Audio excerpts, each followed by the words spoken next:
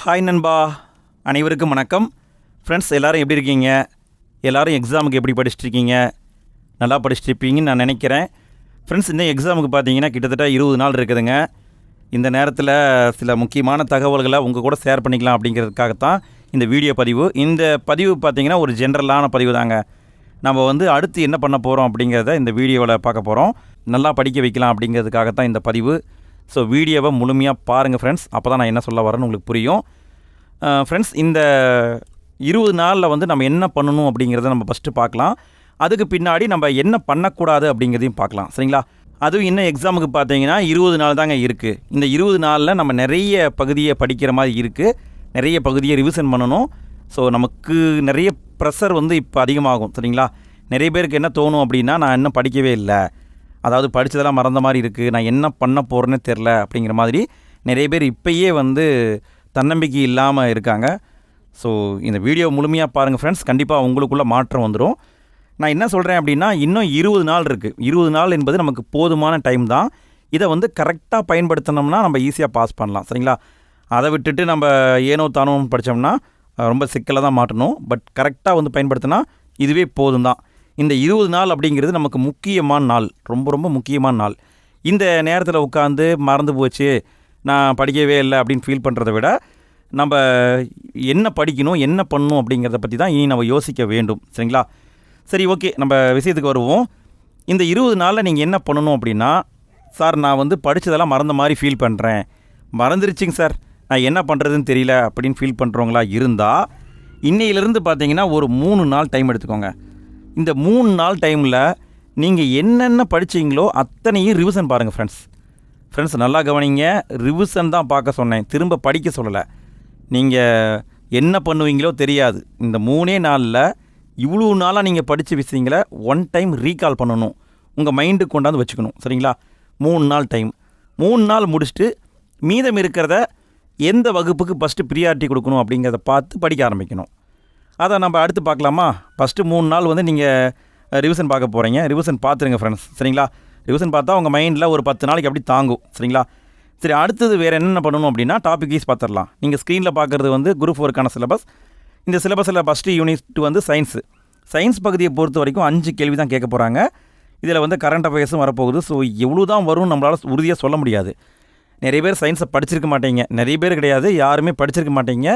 இனியும் படிக்கிறதுக்கு டைம் இல்லை, அதுக்காக படிக்காமல் போகலாமா அப்படின்னு கேட்டால் அப்படியெல்லாம் போகக்கூடாது. கொஞ்சமாவது தெரிஞ்சுக்கிட்டு தானே போகணும். இப்போ இந்த டாபிக் எடுத்துக்கிட்டிங்கன்னு வச்சுக்கோங்களேன். அமிலங்கள், காரங்கள் தொடர்ந்து வந்துக்கிட்டே இருக்குது. அதே மாதிரி பூச்சிக்கொல்லிகள், உரங்கள் வந்துக்கிட்டே இருக்குது. உடல்நலம், சுகாதாரம் வந்துக்கிட்டே இருக்குது. ஒளி வந்துக்கிட்டே இருக்குது. அணுக்கரு இயற்பியல் வந்துக்கிட்டே இருக்குது. ஸோ இதெல்லாம் படிக்கணுமான்னு கேட்டால் படிக்க டைம் இல்லை, படிக்கவும் முடியாது, அப்படியே படித்தாலும் புரியாது. ஸோ இந்த டைமில் நம்ம என்ன பண்ணலாம் அப்படின்னா, நிறைய பேர் யூடியூப்பில் வீடியோ போட்டிருப்பாங்க. இப்போ நான் அமிலம், காரத்தை பற்றி படிக்கணும் அப்படின்னு ஆசைப்பட்றேன்னா, யூடியூப்பில் போய் அமிலம், காரம், அதுக்காக 1 மணி நேரம் வீடியோ எடுத்துக்கிட்டு இருந்தாங்கன்னா அதை போய் கவனிக்கக்கூடாது, சரிங்களா? அதெல்லாம் தப்பு, அதெல்லாம் பார்க்கவே கூடாது.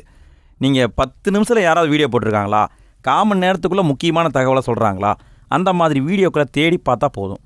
நம்முடைய சேனலை நம்மளே போட்டிருக்கோம். சேனல்னால் இந்த சேனல் கிடையாது, குமார் டிஎன்பிஎஸ்சின்னு ஒரு சேனல் இருக்குது. அந்த சேனல் நம்ம வீடியோ போட்டிருக்கோம்.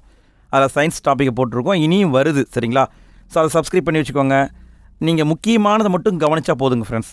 அதாவது இந்த அணுக்கரு இயற்பியலை பொறுத்த வரைக்கும் எப்படி கேட்பாங்கன்னா, இப்போ கார்பன் 14 எதுக்கு பயன்படுது, இரத்தச்சோகை நோயை குணப்படுத்த என்ன பயன்படுது, புற்றுநோயை குணப்படுத்த என்ன பயன்படுது, அந்த மாதிரி தான் கேள்வி வரும். அதே மாதிரி உடல்நலம், சுகாதாரத்தில் இப்போ மலேரியா எப்படி வருது, மலேரியா எப்படி பரவுது, மண் மூலம் பரவுமா, காற்று மூலம் பரவுமா, இப்படி தான் கேள்வி கேட்பாங்க. ஒளி இதில் பார்த்திங்கன்னா குழி ஆடியால் என்ன யூஸு, குவி ஆடியால் என்ன யூஸு, இந்த மாதிரி தான் கேள்வி வரும். ஸோ அதை மட்டும் நீங்கள் தெரிஞ்சுக்கிட்டால் போதும், சரிங்களா? தெரிஞ்சிக்காமல் போகக்கூடாது, அதை தெரிஞ்சுக்கணும். அதை தெரிஞ்சுக்கணுன்னா யூடியூப் வீடியோவை ஜஸ்ட்டு நம்ம என்னன்னு பார்த்தா போதும், சரிங்களா? ஒரு 2 மணி நேரம் ஸ்பெண்ட் பண்ணி யூடியூப்பில் வீடியோ பார்த்துருங்க, போதும், சரிங்களா? நாமளே அடுத்து வீடியோ போட போகிறோம், ஆல்ரெடி போட்டிருக்கோம், அதை கூட பார்த்துக்கோங்க. அடுத்தது பார்த்திங்கன்னா புவியியல், ஜாகிரஃபி பகுதியிலேருந்து 5 கேள்வி வரப்போகுது ஃப்ரெண்ட்ஸ். இந்த ஜாகிரஃபியை நம்ம கம்ப்ளீட் பண்ணணுன்னா தயவு செஞ்சு 10ஆம் வகுப்பில் இருக்கிற புவியியலை மட்டும் படிங்க, போதும். 10ஆம் வகுப்பு புவியியல் மொத்தம் பார்த்தீங்கன்னா ஒரு 7-8 பாடம் இருக்கும் ஃப்ரெண்ட்ஸ். அதை மட்டும் பாருங்கள், போதும். கிட்டத்தட்ட ஒரு 5 கேள்வியில் 4 கேள்வி அங்கேருந்தே வந்துடும். ஒரு கேள்வி மட்டும் எங்கேயாவது இருந்து வர வாய்ப்பு இருக்குது. 4 கேள்வி 10th இருந்து மட்டும் வரும். அதை மட்டும் ஃபோக்கஸ் பண்ணுங்கள். சார் நான் படிச்சுட்டேன், நான் ரிவிஷன் பண்ண டைம் இல்லை, என்ன பண்ணலாம் அப்படின்னா, நம்முடைய மெயின் சேனல் குமார் டிஎன்பிஎஸ்சி சேனல்லே வந்து ஒவ்வொரு பாடத்துக்கும் ஷார்ட் நோட்ஸ் போட்டிருக்கோம். ஒரு நோட்ஸ் பார்த்தீங்கன்னா 20 நிமிஷம் அதிகபட்சமாக இருக்கும், அவ்வளோதான். அதுக்குள்ளே எல்லா நோட்ஸையும் சொல்லிடுவோம், புக் பேக் கொஸ்டினையும் சொல்லிடுவோம். எல்லாத்தையுமே ஆல்ரெடி வீடியோவாக போட்டிருக்கோம், சரிங்களா? அது எல்லாத்தையும் ரிவிஷனுக்கு பயன்படுத்திக்கலாம். நீங்கள் புக்கை வந்து புரட்டிக்கிட்டு 2-3 மணி நேரம் ஸ்பெண்ட் பண்ணுறதை விட நீங்கள் அந்த மாதிரி வீடியோக்களை போட்டு ஸ்பீடு வச்சு பார்த்தீங்கன்னா ஜஸ்ட்டு 1/4 மணி நேரத்தில் முடிச்சுட்டு போயிடலாம். கரெக்டு தானே? ஸோ அதுக்காக தான் நான் சொல்கிறேன், ரெக்கமெண்டேஷனுக்காக நான் சொல்லலை, உங்கள் விருப்பம், சரிங்களா? டைமை சேவ் பண்ணுறதுக்காக நான் சொல்கிறேன். நீங்கள் அப்படி பார்த்தாலும் ஓகே தான், ஸ்கூல் புக்கை படிக்கிறாலும் ஓகே தான். ஸ்கூல் புக்கை எடுத்து வச்சிங்கன்னா 3-4 மணி நேரம் ஆக்கிடுவீங்க, அங்கன்னா 1/4 மணி நேரத்தில் முடிஞ்சுது, சரிங்களா? எது உங்களுக்கு பெஸ்ட்டுன்னு பார்த்துக்கோங்க. நெக்ஸ்ட்டு பார்த்தீங்கன்னா இந்தியாவுடைய வரலாறு, அதாவது ஹிஸ்ட்ரி INM, இந்த டாப்பிக்லேருந்து 10 கேள்வி வரப்போகுது.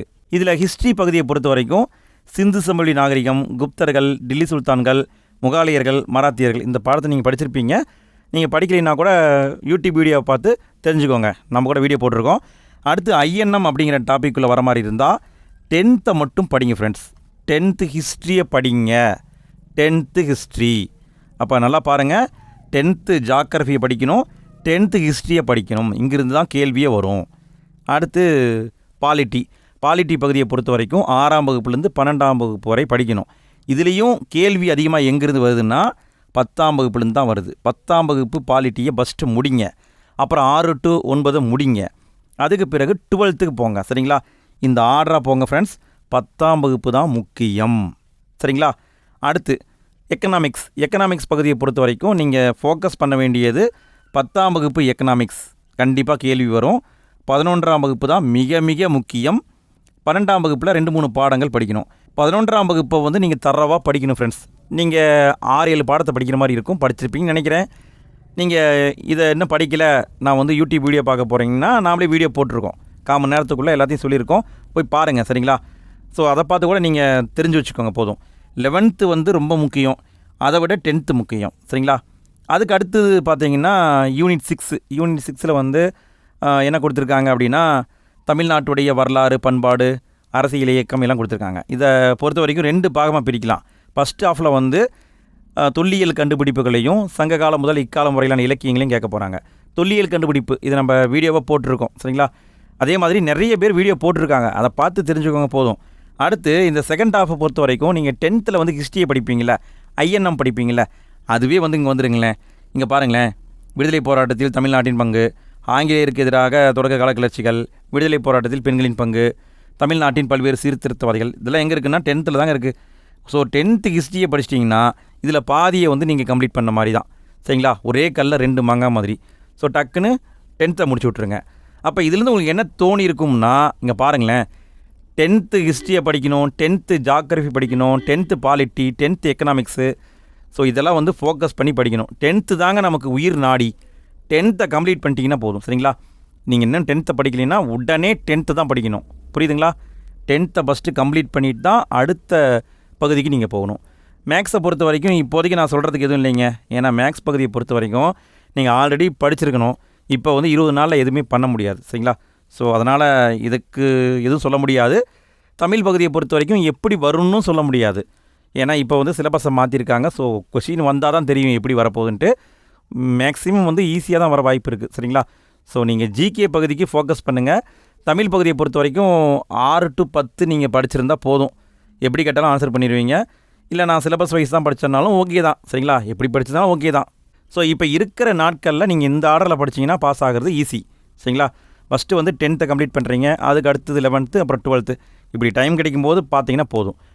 அடுத்து நம்ம என்ன பார்க்க போகிறோம்னா, நீங்கள் என்ன பண்ணக்கூடாது அப்படின்னு பார்க்க போகிறோம். இந்த 20 நாளில் நீங்கள் என்ன பண்ணக்கூடாதுன்னா, ஃபுல்லாக லைவ் டெஸ்ட் போடுவாங்க. சிலர் பார்த்தீங்கன்னா ஒரு 3 மணி நேரம் 4 மணி நேரம் லைவ் டெஸ்ட் போட்டாங்கன்னா அதை அட்டன் பண்ணிகிட்டு இருந்தீங்கன்னா அங்கே வந்து டைமை வேஸ்ட் பண்ணிடுவீங்க, சரிங்களா? அதற்கு அடுத்தது பார்த்தீங்கன்னா ஃப்ரீயாக வந்து நிறைய பேர் வந்து இப்போ வந்து டெஸ்ட் வைப்பாங்க. நிறைய அகாடமிஸ் வந்து நீங்கள் ஃப்ரீயாக வந்து எக்ஸாம் எழுதலாம் அப்படிங்கிற மாதிரி சொல்லுவாங்க. அந்த மாதிரி நீங்கள் எக்ஸாம் எழுத போனாலும் டைமை வந்து வேஸ்ட் பண்ணிடுவீங்க. இப்போ நீங்கள் போகிறீங்க, அதுக்கு 1 hour, அங்கே எக்ஸாம் எழுத போகிறீங்க, அதுக்கு ஒரு 3 மணி நேரம், அங்கேருந்து கிளம்ப 1 மணி நேரம், அங்கே அரட்டை அடிக்க ஒரு 2 மணி நேரம், கிட்டத்தட்ட பார்த்தீங்கன்னா ஒரு 6-7 மணி நேரம் நீங்கள் வேஸ்ட் பண்ணிடுவீங்க. இதில் இன்னொரு பிரச்சனை என்னென்னா, அவங்க இப்போ தான் வந்து கஷ்டமாக கேள்வியே வைப்பாங்க, ஏன்னா நீங்கள் நல்லா படிக்கணும் அப்படிங்கிறதுக்காக. ஆனால் அந்த கேள்வியை பார்த்துட்டு இன்னும் நான் படிக்கவே இல்லை, நான் ஒழுங்காக படிக்கல போல இருக்குன்னு உங்களுக்குள்ள தன்னம்பிக்கை வந்து குறைய ஆரம்பிக்கும். சரிங்களா? ஸோ இவ்வளோ பிரச்சனை இருக்குது. ஸோ அதனால் வந்து இதெல்லாத்தையும் அவாய்ட் பண்ணிவிட்டு வீட்டில் உட்காந்து படிக்கிற வழியை பாருங்கள். சரிங்களா? எந்த அளவுக்கு ஸ்பீடாக ரிவிஷன் பண்ண முடியுமோ அந்தளவுக்கு பண்ணுங்கள் ஃப்ரெண்ட்ஸ். வரக்கூடிய எக்ஸாமை ஈஸியாக கிளியர் பண்ணிடலாம். சரிங்களா? டைம் போதுமான அளவுக்கு இருக்குது. அதை வந்து சரியாக பயன்படுத்துறது உங்கள் கையில் தான் இருக்குது. ஸோ நான் சொல்கிறத சொல்லிட்டேன்.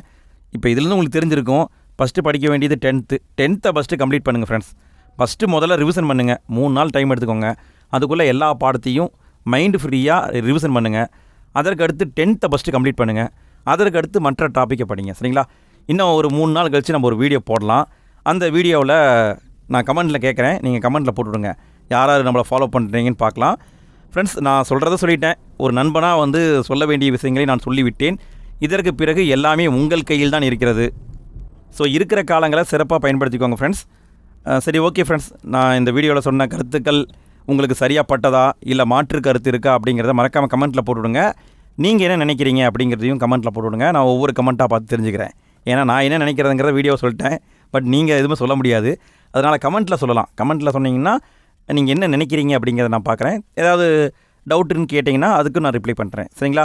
ஓகே ஃப்ரெண்ட்ஸ், நல்லா படிங்க. All the best. அடுத்த ஒரு பதிவில் மீண்டும் சந்திப்போம். நன்றி.